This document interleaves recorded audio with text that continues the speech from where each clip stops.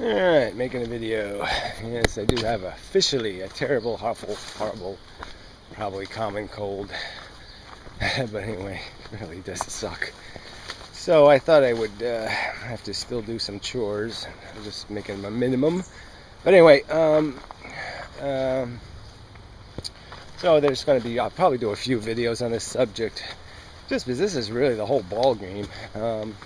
This conversation about the reality of the idea of value, the concept of it, being real, being something that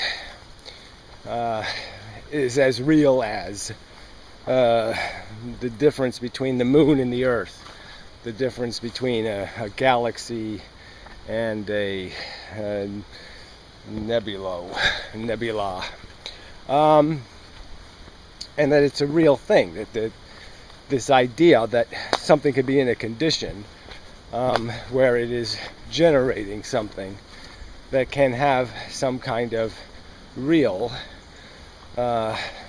negative substance. And so the Modern Mystics made a video. I'll play his video and dissect every word of it.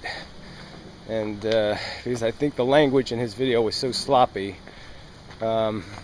that it provides the opportunity for why this has to be done really carefully and really in depth. It's going to take a while to break down the language and to get it into a form that can be understood, that it's meaningful in this.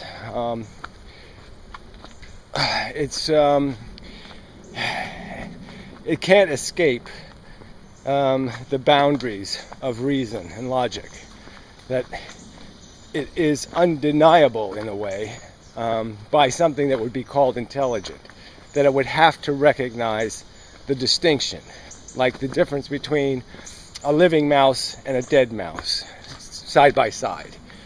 They have 99.99999% of what's happening is identical. And it's just that tiny little difference. One has the beating heart, one doesn't. One has an electrical signal to the heart, the brain is fed with blood, there's neurological electricity happening, and it's having a sensate experience. Consciousness versus unconsciousness.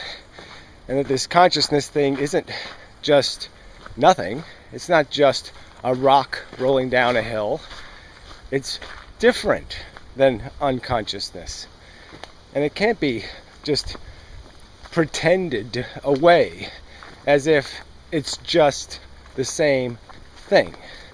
It's like the distinction without a difference. That there's a difference, but somehow the difference doesn't matter. That the difference is that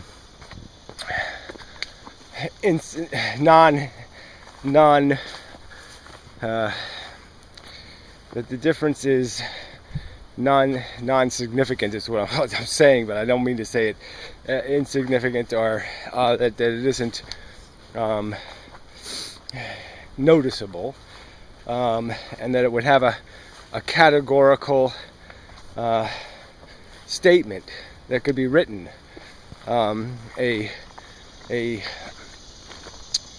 can be qualified with statements that would be truths about the character of that difference, and the meaning of the words that we can use to describe the difference. So we could say it's capable of being harmed as one of the categories of difference. It's now manifesting a condition that can be sentiently negative bias, that it can feel something repulsive, that it can create the illusion of pain, the illusion of repulsion, the illusion of inside of a brain space.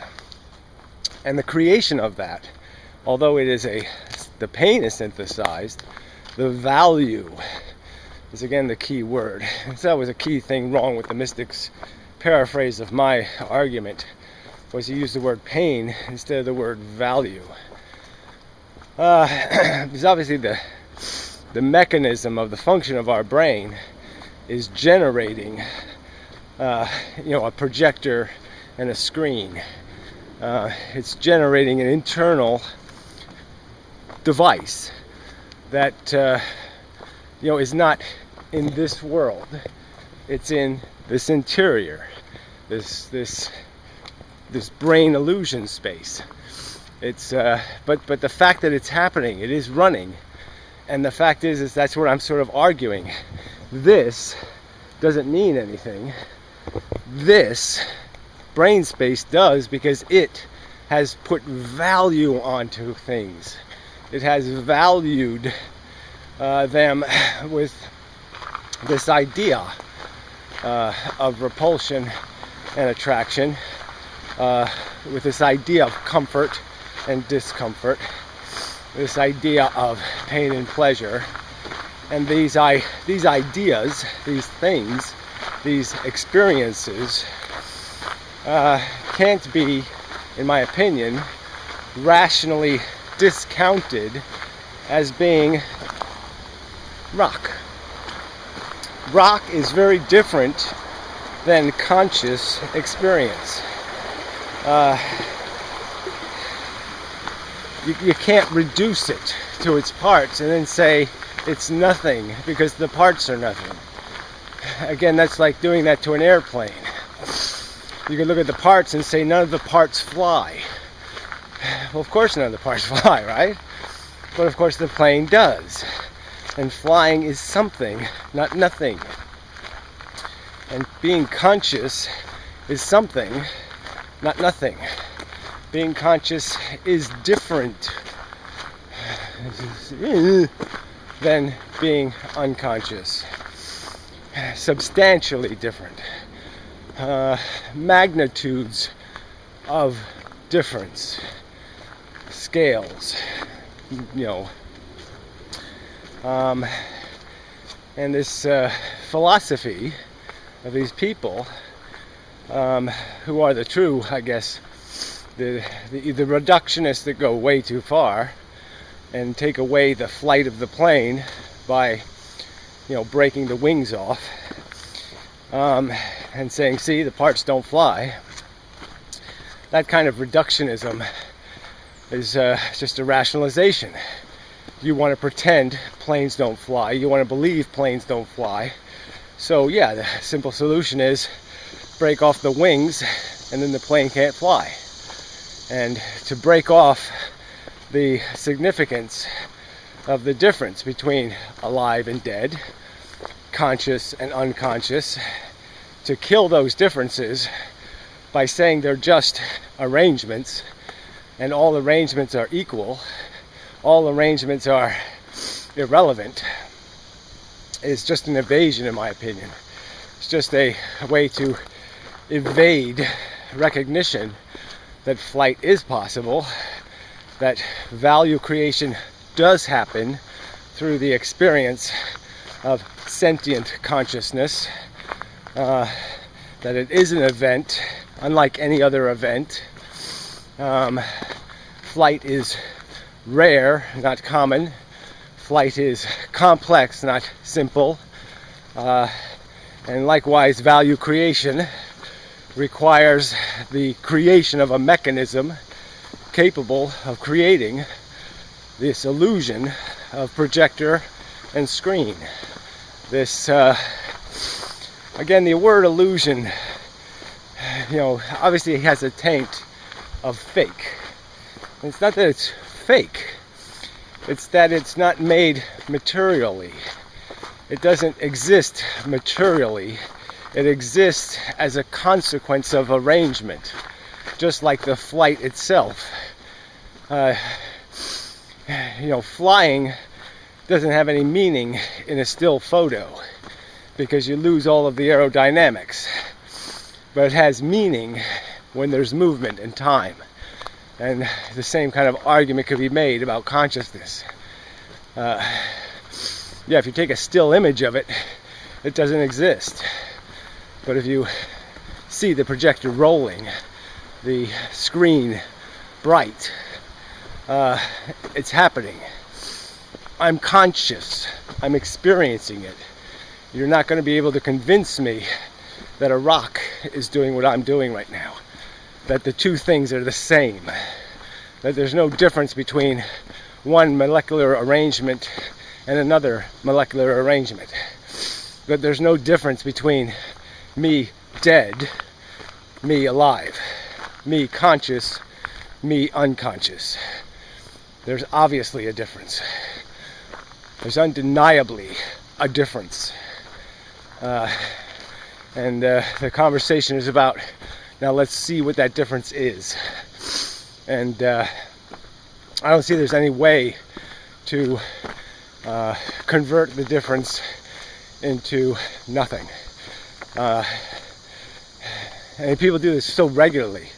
The idiot Snake Plisskenus was making some video I should respond to, where he starts making the argument that why don't vegetarians or vegans care about plants? And you're just like, you can't be this stupid, right? You really just can't be this stupid to ask a question that dumb. It's like saying, why don't we care about corpses being in the ground in the graveyard? Yeah, because they're dead. They're not conscious. They can't be harmed. Duh. I mean, the fact that the mystic is talking in a manner so parallel to that kind of preposterousness, that kind of level of insipid rationalization. I'm not accusing him of being a rationalizer. Maybe he sincerely thinks complexity and arrangement, being alive, truly is a nothing. Consciousness is truly a nothing. Maybe he sincerely believes that. But I'm pretty sure Snake Plisskenus doesn't, which is the difference. Pointing out the clear rationalization he's making. The obvious logical implication of such a silly notion of eviscerating value as a reality, as a substantive thing we discover to exist, we recognize to exist. When you say it doesn't exist and that we're not recognizing its existence, then you're basically saying it doesn't matter. You could have 6 trillion Jews in a concentration camp, or 6 billion, or 6. It just doesn't matter. It doesn't matter whether you pay $1 zillion for an ice cream cone or 5 cents. Doesn't matter. Doesn't matter how many people are tortured. Doesn't matter how many people are killed in a war. Doesn't matter how many people are burned to death. Doesn't matter how many people have their skin pulled off and are raped. It's insane from my perspective to accept that as a premise from my own conscious experience. For me to say it doesn't matter whether I have a peaceful walk down this path or I get molested and tortured, to say it just doesn't matter. Both outcomes are the same. There's no distinction between them that matters.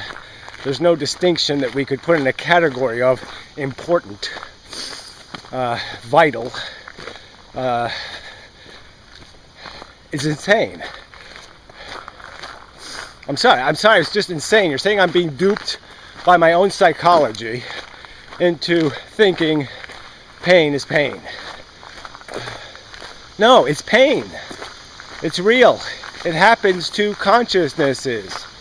This is just insane to have to explain to people who are experiencing it. Anyway, more to come and such. I have to blow my nose. But I made it. I have no patience for this right now. I just don't need a cold now. Not that I need one ever. Not that it'd ever be a good time. But this just isn't a good time. Just isn't. So anyway.